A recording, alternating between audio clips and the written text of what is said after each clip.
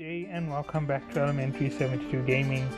We're back with another final build series video, and we really at the end of the Interceptors. We're on the last two, and these are a little bit more comfy when it comes to building them, when it comes to their usage. Now, there is something very particular about these last two. The one is the best used for transport, right? That is the Atron Interceptor. It's the most used ship from what I can tell from any Interceptor for transport, and that's just about everything that I do know about the ship. So yeah, that's the only thing that I can really give you off the back for the Executioner. Sorry, not the Executioner, the Atron, which is the next video. But the Executioner is also a fantastic vessel. This is a PvP king. Most of the time people who use Executioners will pull off a very good fight when it comes to fighting the other ships, and that's because in the small class, lasers are and always have been super overpowered. And when I say super overpowered, I mean if you wanted to talk about balance being unfair, the lasers packed so much of a punch that they left you without that advantage in most situations. Even though missiles never miss, lasers just obliterate targets when they catch you. When they get you on a line of sight, when they have a tracking speed advantage, they just obliterate you. And a lot of people haven't ever mentioned that, but lasers are that efficient. So that is the one thing about laser vessels. That's why a lot of people use them for PvP. They've always been overpowered. The reason why people didn't like missiles is they were PvE assault vessels, and they had the ability to thwart off a lot of PvP players because you're endlessly putting damage on them, and they know it's all about breaking into the hull. They're using armor most of the time because that's where their bonuses are, and they're losing their armor very, very quickly. Their armor shrinks down. They have bonuses on the shield tanking vessel that help it to keep its capacitor together, and it ends up knocking out the capacitor on the laser usage vessel well before the fight is over. Ends up taking the advantage, and that's how they win. That's why a lot of people didn't like missiles in the start. That was the only way to actually win.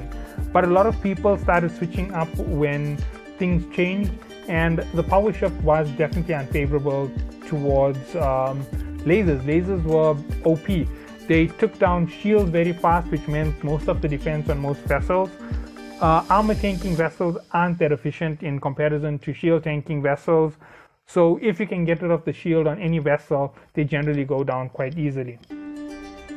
Okay, moving on, let's look at the stats. Standard with any Interceptor, the T8 version or the level 1 and then level 2 is going to give you 15% in Disruptor and 15% in Scrambler, 75% in signal reduction.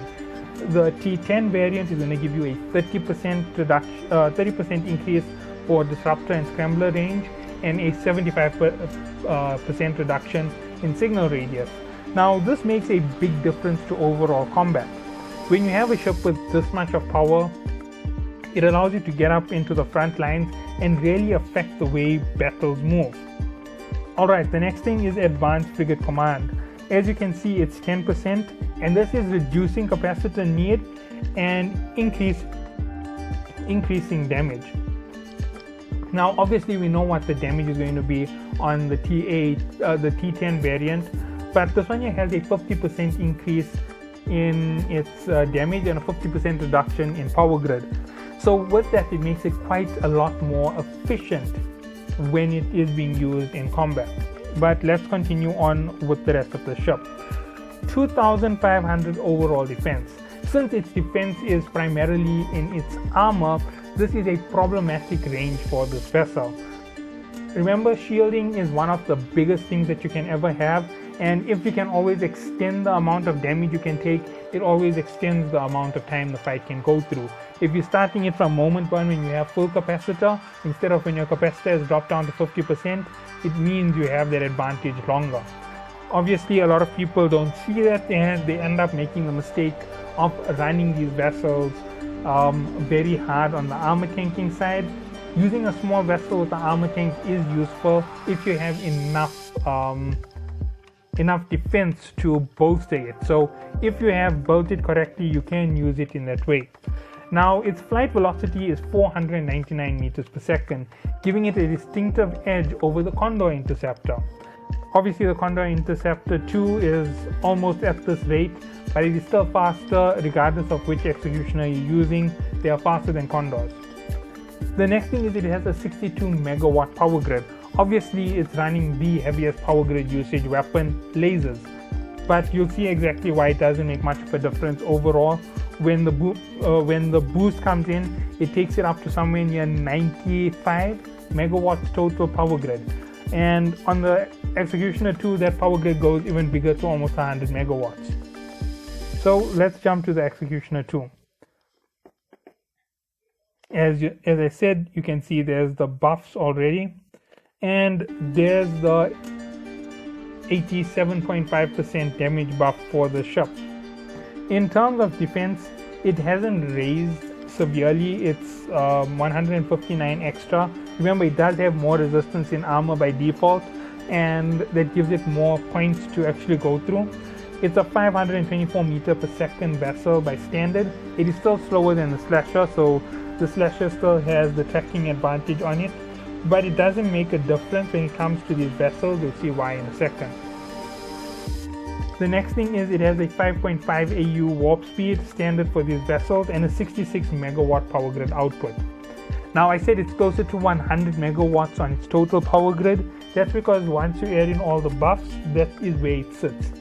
Just under 100. I think it's 99.85 megawatts by calculation. So basically 100 megawatts. So let's get into building it. It's a 3x3x3x3x3. So let's jump in and let's pull up this vessel's firepower. Now there are some key problems to note about the ship. Regardless of which type of laser you use, you're going to run into a problem. Okay, so pulse lasers, as you can see, the shorter range laser, 14 megawatt power drain, tripling it over 42 megawatts if you go pulse. I'm not even going to make a difference for choosing one of them, because they're basically the same thing, just two different pulls on your power grid.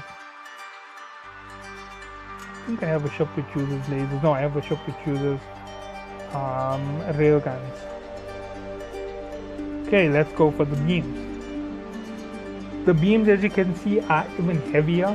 When you increase it by 3, that will give you a total of 51 megawatt draw. Now remember, that is a crazy knock to your system, and obviously I'm not going to go with an armor tank on the small vessel. With 3000 overall defensive capability, just hear me out before you say that I'm stupid to switch it up to a shield tank. If you take damage on your shield, and your shield accounts for even one quarter of your total damage, you're losing a quarter for no effort. There isn't any way to stop it, and with something like 2000, a quarter is 500. 500 health points go without you even bolstering it in any way. Yes, you can gain an additional 500 to your armor, but it makes no difference. You're inefficient at holding that firepower. Big ships are going to apply hundreds at a time to you, so you're going to run down on your shield almost instantly. Your armor is going to start siphoning out very, very quickly, and your overall defense is a 0. You just had a buffer for one shot and then you were down. With the shield regen, your buffer is there before you even take it to your next one. Your first one pulls out half the damage, the second one pulls out another half to the damage, and you are regenning, so you make up 20%. It isn't enough to save your armor completely, but if you have played the right roles and taken out the right ships, you can keep yourself longer in the fight. That is why I'm not going to go with a standard build of all the right components. So let's go down to shield booster. Right, now please bear with me. There is a reason for why this one here has a difference in some of the fittings. Don't go crazy on me, ask me why there isn't a hardener on this vessel. Okay, we're gonna go with the X-type small shield. As you can see, 6 megawatts, 127 per boost. As I said, it's about 500. you can pull up about 20% in the time you get hit. And that is a big thing. Big ships have big wait periods. You can pull up more than 60% on this vessel if you are playing the right role with it, right? The next thing that's going to go on the ship is going to be a damage control unit. Now, there is a reason for damage control over hardener. I'll explain it now. Sorry about that. Now, when it comes to a damage control unit, the reason why I would suggest it over your hardeners, even though your hardeners do improve your stats, the ship doesn't have that much of shield to start with. It's limited, it's tiny. You have around 3,000, around 4,000, 4,500 overall defense on this version of the vessel. You can extend it a little bit, and to be honest, it's not going to make that much of a difference to you. But with this, you increase the resistance of your vessel all around. And in that 150 seconds where you're going to take your buff, you can take 10 shots from an enemy opponent. Now, yes, it is quite a heavy boost to knock off from your grid, 150 gigajoules in a single activation, but it's only once every 2.5 minutes. So yeah, it is big, it is severe, but it isn't that big of a knock. You can recover it. Remember, the ship has a very fast recovery rate. It's very stable. It's capable of lasting in the fight quite long. It has a 50% reduction to its capacitor need on weapons. And with everything that you're applying, you're just in the right class to use it very efficiently. Now, speed is always an important thing when it comes to me and vessels. So we're going 1 plus 6 plus at maximum 51%. Yeah, 51%. So 51 plus 18. No, wait, did I do it right? 51 plus 7 is going to take us to 58 megawatts. We're just going to put on the afterburner, and then we just have to go through the easy part. Right, we know it's 17 megawatts, right? So no need to even act like I'm going to go through it incorrectly here. There we go, 17. 58 added on 65, 75 megawatts. We're left with 20 megawatts to finish off the ship. We already know I'm going to go for a Nosferatu because these are small vessels. Draining is everything to them, especially since you're going to be playing very close to your enemy most of the time. Whether you're going beam or pulse, it doesn't make a difference. You're counting on the baseline stats of the ship. Nosferatu, focus level, 9 megawatts. You're gaining 39 gigajoules per transfer every 4 seconds. You're losing 37.5 to your shield regen, and you're gaining 1.5 access to your ship. Your ship regens at somewhere near the rate of 47 or 48 per second. So you are actually balancing out everything perfectly well by throwing this on. Your weapons are going to drain you at something near 5 gigajoules every activation every 4 seconds. So that's 5 gigajoules. The next thing which you're going to have to comprehend with is your afterburner. It's also quite a heavy drain.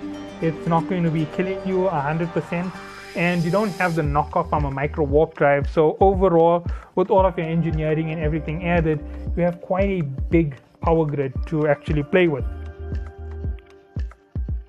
Not power grid, capacitor to actually play with. So the next thing for the ship is where it's going to shine. Electronic Warfare 1 Stasis Weberfire Predator. You would notice that all of the mid slots are the same on all the ships. They are small vessels with not enough capacitor to actually sustain their combat for very long periods. So that is why they've all had a Nosferatu. I obviously am thinking more along PvE instead of PvP. So yeah, 7 megawatts Predator warp device. 1 plus 9 is 10, plus this is 17. We were 20 megawatts away from the end. We end just shy of running into a problem, and we're perfectly fine. Right? We just there on the border. We 3 short of maybe running out of power on the vessel. We're just sitting perfectly fine. We're happy at where we are. And that is where it's going to sit. Now, in terms of the next thing, double auxiliary thruster. gets you up on speed, gets you a little bit of an edge. It isn't going to work if you went with the more expensive option. The longer range lasers are going to not be affected positively by this increase. They will take a reduction to the amount of applied damage they put in. However, if you went with the short range lasers, you aren't going to have a knockoff effect of effective damage. Okay, in terms of that last slot, you can always increase the capacitor. A bigger capacitor or a faster recharge time on this neither make much of a difference. You're going to get a bigger recharge or a bigger amount of excess energy, and this will help you keep your chip more stable. These chips are generally very stable from this particular class. Even though they can run out of capacitor, we have made them slightly unstable by putting on shield regen instead of armor regen. That is something to note, and you will be facing off against that in combat in PvE. The next thing to note about this, if you are taking any of these interceptors into PvP, switch up some of your builds. The Nosferatu isn't 100% effective in PvP. It can help you out, it can give you that advantage. Provided you're attacking the right ship, you will be able to apply a lot of damage. Something like a Armageddon, you're going to be able to apply damage, it's going to make a big difference, but if they neutralize you, you're finished. Remember, that is a warning. If they have neutralizers, you are taken down instantly. So yeah, that's just about all that I have for this vessel. I'll catch you all in the next one when I wrap up the... Oh wait, no, I didn't finish this off, sorry. Weapons. This is a special case. We're not really going to try and make the shield any more efficient than it is. We're not going to give it more regen. We're actually going to do the following thing to the shield. Nothing. We're going to increase range on the weapon, we're going to increase fire rate, and we're going to increase damage. With all of this being added to the ship, we now have an effective predator to take out most shield tanking vessels. So this is going to be good for our Mars space. It's not for our Mars space. This is going to be good for Kelradi space, and it's going to be very good for Minmatar space. Remember that when you're running out with the ship, this ship is actually very good in that position. So catch you all in the next one. Have a good day.